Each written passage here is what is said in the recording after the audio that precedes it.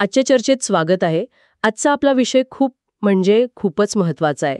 विशेषतः त्या महिलांसाठी ज्या घर आणि ऑफिस सांभाळताना अक्षरशः तारेवरची कसरत करत असतात. आपण सगळेच म्हणतो की वेळच मिळत नाही. पण खरंच वेळ कमी असतो की त्याचं गणित कुठेतरी चुकतंय? हाच तर मूळ प्रश्न आहे. दिवस तर सगळ्यांना 24 तासांचाच मिळतो की नाही? मग काही लोक इतकं शांतपणे सगळं कसं काय सांभाळतात आणि काहींची सतत धावपळ का होते? अगदी. आणि याच प्रश्नाचं उत्तर शोधण्यासाठी आज आपण एका वेळ व्यवस्थापन आराखड्याचा शोध घेणार आहोत. हा आराखडा खास नोकरी करणाऱ्या महिलांच्या दिवसातले ते हरवलेले तास परत मिळवून देण्याचा दावा करतो. आपल्याकडे एका व्हिडिओमधील माहिती आहे जी याच विषयावर लक्ष केंद्रित करते. मी जेव्हा हे पाहिलं तेव्हा माझा पहिला प्रश्न होता की हे सगळं कागदावर छान दिसतं, पण खरंच शक्य आहे का? बरोबर. चला आपण तेच तपासूया. हो, चला. यातला प्रत्येक मुद्दा आपण तपासूया आणि त्याची व्यवहार्यता पाहूया. नक्कीच. आणि या आराखड्याची सगळ्यात आकर्षक गोष्ट काय माहितीये? हं? तो थेट मूळ समस्येवर बोट ठेवतो. समस्या वेळेच्या कमतरतेची नाहीये, तर वेळेच्या नियोजनाच्या अभावाची आहे. हम्म. अनेकदा आपण खूप मोठी टू डू लिस्ट बनवतो. हम्म. सोशल मीडियावर किती वेळ जाते याचा हिशोबच ठेवत नाही. बरोबर. किंवा सर्वात महत्वाचं म्हणजे स्वतःच्या आरोग्याकडे पूर्णपणे दुर्लक्ष करतो. आणि मग दिवस संपल्यावर हातात फक्त थकवा उरतो आणि निराशा. अगदी. तर मग सुरुवात कुठून करायची? या आराखड्यानुसार सुरुवात होते दिवसाच्या 24 तासांच्या एका सरळ सोप्या गणितापासून. हो, आणि हे गणित का नाही आपल्याला एक प्रकारचा आरसा दाखवतं. हं, दिवसाचे 24 तास, हं. यातले साधारणपणे 10 तास आपण काम आणि प्रवासासाठी बाजूला काढूया. 10 तास. हो, म्हणजे 8 तासांची नोकरी आणि येण्या-जाण्यासाठी लागणारे 2 तास. हं, मोठ्या शहरांमध्ये हे अगदी सामान्य आहे. बरोबर. म्हणजे 24 मधून 10 गेले, उरले 14 तास. यानंतर येते झोप. आराखड्यात 6 तासांची झोप गृहीत धरलीय. आता इथेच अनेकांना प्रश्न पडेल की फक्त 6 तास? हो, आणि मलाही सुरुवातीला तसंच वाटलं होतं. पण स्रोतामध्ये एक महत्वाचा मुद्दा मांडलाय. झोप गरजेनुसार घ्यावी, इच्छेनुसार नाही. आणि दिवसा एक छोटीशी पॉवर नॅप घेतली तर 6 तासांची रात्रीची झोप पुरेशी ठरू शकते. अच्छा. अर्थात हे प्रत्येकाच्या शरीरानुसार बदलू शकतं. कुणाला 7 तास लागतील, कुणाला 8. पण मुद्दा हा आहे की एकदा आपण काम आणि आवश्यक झोपेचे तास बाजूला काढले की आपल्या हातात काय उरतं? काय उरतं? तर या हिशोबानुसार उरतात फक्त 8 तास. फक्त 8 तास. आणि याच 8 तासांमध्ये घर, कुटुंब, स्वतःच्या आवडीनिवडी, जेवण बनवणं, मुलांचा अभ्यास सगळं काही बसवायचं आहे. खरं तर मला वाटतं हे गणित अनेकांसाठी खूपच आशावादी आहे. प्रत्यक्षात हा वेळ अजून कमी असतो. अगदी बरोबर. आणि म्हणूनच स्रोत सांगतो की या 8 तासांकडे केवळ शिल्लक वेळ म्हणून पाहू नका, तर तुमच्या दिवसाचा मुख्य वेळ म्हणजे प्राईम टाईम म्हणून पहा. वाव! शिल्लक वेळ नाही तर मुख्य वेळ. हो, तुमचं आयुष्य, तुमचं आरोग्य, तुमची नाती ह्याच 8 तासांमध्ये घडतात किंवा बिघडतात. नोकरीचे 10 तास तुम्ही दुसऱ्यांसाठी काम करताय, पण हे 8 तास पूर्णपणे तुमचे आहेत. ह्याच वेळेचं नियोजन करणं हे सगळ्यात मोठं आव्हान आहे. ही विचार करण्याची पद्धतच खूप वेगळी आहे मग.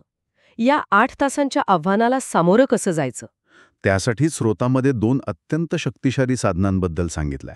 ते म्हणजे एक पक्का सकाळचा दिनक्रम आणि एक निश्चित संध्याकाळचा दिनक्रम. मॉर्निंग आणि इव्हनिंग रुटीन. हो, आणि यात स्पष्टपणे म्हटलंय की जोपर्यंत हे 2 दिनक्रम जागेवर बसत नाहीत, तोपर्यंत दिवसातला गोंधळ आणि कामाचा ताण कधीच कमी होणार नाही. हे पटण्यासारखं आहे. कारण सकाळी उठल्यावर काय करायचं हेच ठरलेलं नसेल तर पहिले काही मिनिटं आपण विचारातच घालवतो आणि मग सगळं घाईघाईत करतो. आणि दिवसाची सुरुवातच तणावाने होते. बरोबर. आणि गंमत म्हणजे आपण वेळ वाचवायला जातो आणि उलट जास्त वेळ वाया घालवतो. कारण गोंधळात घेतलेले निर्णय आणि घाईत केलेली कामं दुरुस्त करण्यातच अधिक शक्ती आणि वेळ खर्च होतो. खरंय. तर मग या आराखड्यानुसार एक आदर्श सकाळचा दिनक्रम कसा असावा? स्रोतामध्ये एक उदाहरण दिलंय. समजा कोणी सकाळी 5 वाजता उठतं आणि त्यांना 8 वाजता घराबाहेर पडायचं आहे. म्हणजे त्यांच्याकडे पूर्ण 3 तास आहेत. 180 मिनिटं. हो, आणि ह्या 180 मिनिटांची विभागणी खूप विचारपूर्वक केली आहे. यातली पहिली आणि सर्वात महत्वाची गोष्ट म्हणजे या 3 तासांपैकी तब्बल 90 मिनिटं म्हणजे 1.5 तास फक्त आणि फक्त सेल्फ केअरसाठी राखून ठेवायला सांगितलं आहे. 1.5 तास फक्त स्वतःसाठी? मला खात्री आहे की हे ऐकून अनेक जणी म्हणतील हे शक्यच नाही. म्हणजे घरातल्या इतरांची तयारी, मुलांचा डबा, नाश्ता ह्या सगळ्यांत स्वतःसाठी 1.5 तास काढणं म्हणजे स्वार्थ नाही का हा? आणि इथेच एक खूप महत्वाचा मानसशास्त्रीय मुद्दा दडलेला आहे. श्रोत्यानुसार सेल्फ केअर म्हणजे स्वार्थ नाही, ती एक गरज आहे. जेव्हा आपण दिवसाची सुरुवात स्वतःच्या गरजा पूर्ण करून करतो, म्हणजे व्यायाम, शांतपणे तयार होणं, तेव्हा आपण इतरांना आपल्या उरलेल्या ऊर्जेतून नाही, तर भरलेल्या ऊर्जेतून देतो. भरलेल्या ऊर्जेतून देणं. हा विचार खूप छान आहे. म्हणजे विमानात सांगतात तसं. आधी स्वतःचा ऑक्सिजन मास्क लावा, मग दुसऱ्यांना मदत करा. अगदी तसंच. यामुळे चिडचिड कमी होते आणि दिवसभर आपण अधिक शांत आणि सकारात्मक राहतो. हा फक्त वेळेचा खेळ नाही, तर मानसिकतेचा बदल आहे. तर या 90 मिनिटात हलका व्यायाम, शांतपणे अंघोळ आणि बसून नाश्ता करणं या गोष्टी अपेक्षित आहेत. ठीक आहे. म्हणजे सकाळचे पहिले 90 मिनिटं रिचार्ज होण्यासाठी. मग उरलेल्या 90 मिनिटांचं काय? त्या उरलेल्या 90 मिनिटात बाकीची महत्वाची कामं करायची आहेत, जसं की दुपारच्या जेवणाची तयारी, ज्याला आपण मील प्रेप म्हणतो. जर आदल्या दिवशी थोडी तयारी केली असेल, तर जेवण बनवायला 45 मिनिटांपेक्षा जास्त वेळ लागत नाही, असं स्रोतामध्ये म्हटलं आहे. आणि यासोबतच रात्री मशीनमध्ये लावलेले कपडे वाळत घालण्यासारखं काम, त्याला 10-15 मिनिटं लागतील. पण यात भांडी घासणं, घर स्वच्छ करणं ह्या मोठ्या कामांचा उल्लेख नाहीये. ही कामं कोण करणार? एक अतिशय महत्वाचा मुद्दा आहे आणि स्रोतामध्ये यावर स्पष्ट सल्ला दिला आहे की नोकरी करणाऱ्या महिलांनी शक्य असल्यास घरकामासाठी मदतनीस ठेवावा. मदतनीस? हो, कारण तुमचा वेळ आणि ऊर्जा यापेक्षा जास्त मौल्यवान आहे. पण हे सगळ्यांनाच शक्य होत नाही. जर मदतनीस नसेल तर त्यासाठी 2 पर्याय दिले आहेत. 1. कामांची विभागणी कुटुंबातील इतर सदस्यांमध्ये करा. घर सगळ्यांचं आहे, तर जबाबदारी ही सगळ्यांचीच असायला हवी. आणि दुसरा पर्याय म्हणजे ही कामं सकाळ आणि संध्याकाळचे दिनक्रमात थोडी थोडी विभागून घ्या. स्रोतामध्ये एक स्पष्ट इशारा दिला आहे की सगळी जबाबदारी स्वतःच्या खांद्यावर घेण्याचा प्रयत्न केल्यास फक्त तणावच वाढेल. म्हणजे कामाचं नियोजन करण्यासोबतच कामाचं विभाजन करणं आणि मदत मागणं हेही तितकंच महत्वाचं आहे. सकाळची धावपळ तर या आराखड्याने बऱ्यापैकी सांभाळली, पण खरी कसोटी तर संध्याकाळी लागते. हो. जेव्हा दिवसभराच्या कामानंतर ऊर्जा पूर्णपणे संपलेली असते, अशा वेळी घरी परतल्यावर काय करायचं याबद्दल स्रोत एक अनपेक्षित सल्ला देतो. हो, आणि तो सल्ला अनेकांना सुरुवातीला विचित्र वाटू शकतो. समजा कोणी संध्याकाळी 6 वाजता घरी पोचतं आणि रात्री 11 वाजता झोपायचं ठरवलंय, तर त्यांच्याकडे 5 तास आहेत. 5 तास? हो. यावेळी सकाळसारखी ऊर्जा नसते, पण कुठेही वेळेवर पोचण्याची घाई नसते. ही एक सकारात्मक बाजू आहे. आणि या 5 तासांची सुरुवात कशी करायची? तर इथेच तो अनपेक्षित सल्ला येतो. आराखड्यानुसार घरी पोचल्यावर सगळ्यात आधी कोणतेही काम सुरू करण्यापूर्वी 20 मिनिटांची एक पॉवर नॅप घ्यावी. पॉवर नॅप म्हणजे एक छोटीशी डुलकी? पण हे खरंच शक्य आहे? घरी आल्यावर तर किती कामं समोर दिसतात, मुलं वाट पाहत असतात. अशा वेळी डोळे मिटून 20 मिनिटं बसणं हे वेळ वाया घालवण्यासारखं नाही का? नाही. याला एक प्रकारची रीसेट बटन स्ट्रॅटेजी म्हटले आहे. दिवसभराचा कामाचा, प्रवासाचा ताण अक्षरशः धुवून काढल्यासारखं वाटतो. ही 20 मिनिटं वेळ वाया घालवणं नाही, तर उरलेल्या 4.5 तासांसाठी ऊर्जा गोळा करणं आहे. अच्छा. हो. या डुलकीमुळे तुमचा मूड सुधारतो, चिडचिड कमी होते आणि उरलेली कामं तुम्ही अधिक चांगल्या प्रकारे आणि कमी वेळात करू शकता. म्हणजे ही एक प्रकारची गुंतवणूक आहे. 20 मिनिटं गुंतवून पुढचे 4 तास जास्त प्रॉडक्टिव्ह बनवणं. मला हे करून बघायला आवडेल. तर या रिसेट नंतर काय? यानंतरचा वेळ कुटुंबासाठी आहे. चहा घेणं, मुलांसोबत, जोडीदारासोबत गप्पा मारणं, त्यांचा दिवस कसा गेला हे जाणून घेणं. यासाठी साधारण 1 तास. नाती जपण्यासाठी हा वेळ खूप महत्वाचा आहे. बरोबर. म्हणजे आता आपल्याकडे साधारण 4 तास उरतात.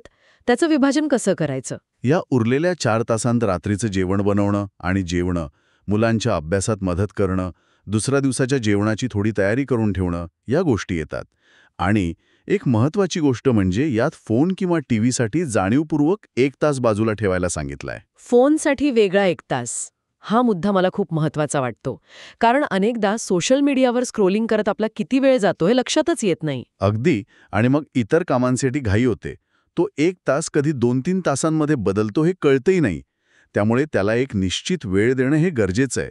आणि यात आणखी एक छोटा पण अत्यंत प्रभावी सल्ला आहे. तो कोणता? रोज रात्री झोपण्यापूर्वी कपड्यांची एक लॉन्ड्री लोड वॉशिंग मशीनमध्ये लावून ठेवावी. या कामाला फक्त 10 मिनिटं लागतात, पण याचा फायदा खूप मोठा आहे. एक तर कपड्यांचा ढिगारा साचत नाही. आणि सकाळी उठल्यावर एक काम ऑलरेडी झालेलं असतं. बरोबर. सुरुवातीला हे रात्रीचं एक नवीन काम वाटू शकतं, पण सकाळी उठल्यावर रिकामा बास्केट पाहण्याचा जो आनंद असतो तो वेगळाच. खरंय, म्हणजे छोट्या सवयींमधनं मोठा बदल घडवणं.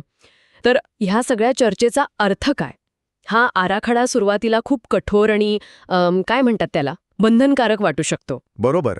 5 वाजता उठा, 90 मिनिटं स्वतःला द्या, 20 मिनिटं झोपा. हो. पण जर आपण बारकाईने पाहिलं तर ही सगळी तीच कामं आहेत जी आपण आजही करतो. फक्त कोणतंही नियोजन किंवा वेळेचं बंधन नसल्यामुळे ती अधिक अवघड वाटतात आणि सगळा गोंधळ उडतो. ही फक्त त्याच कामांना एका शिस्तबद्ध चौकटीत बसवण्याची प्रक्रिया आहे. अगदी. यामुळे आपल्याला नियंत्रणाची भावना म्हणजे एक सेन्स ऑफ कंट्रोल मिळतो. फक्त एक अंदाजित आराखडा आहे. प्रत्येकजण आपापल्या गरजेनुसार, कामाच्या स्वरूपानुसार यात बदल करू शकतो.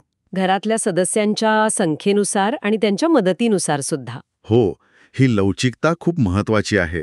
उदाहरणार्थ, जर कोणी मॉर्निंग पर्सन असेल, ज्यांना सकाळी जास्त ऊर्जा जाणवते, तर ते सकाळच्या वेळेत जास्त कामं करू शकतात. आणि ज्यांना संध्याकाळी जास्त ऊर्जा वाटते ते संध्याकाळी.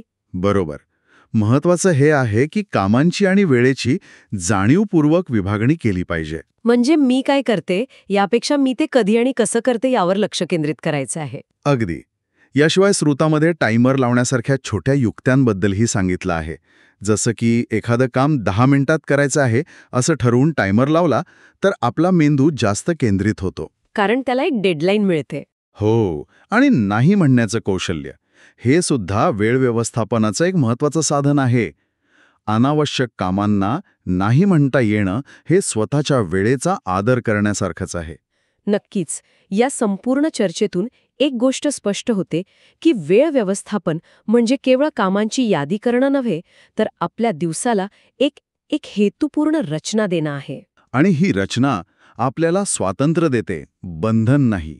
खूपच छान. या आराखड्यामुळे कामाच्या ओझ्याखाली दबलेल्या अनेकांना एक दिशा नक्कीच मिळू शकते. हो, पण यावर विचार करण्यासाठी एक महत्त्वाचा प्रश्न उरतो आणि तो ऐकणाऱ्या प्रत्येकाने स्वतःला विचारायला हवा.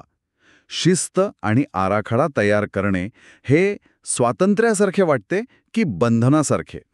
आपल्या दिनचर्येवर नियंत्रण मिळवण्याचा हा प्रयत्न आपल्याला अधिक सक्षम बनवतो की आपल्या नैसर्गिक सहजतेपासून, आपल्या मूळ लयीपासून दूर नेतो? याचं उत्तर प्रत्येकासाठी वेगळं असू शकतं.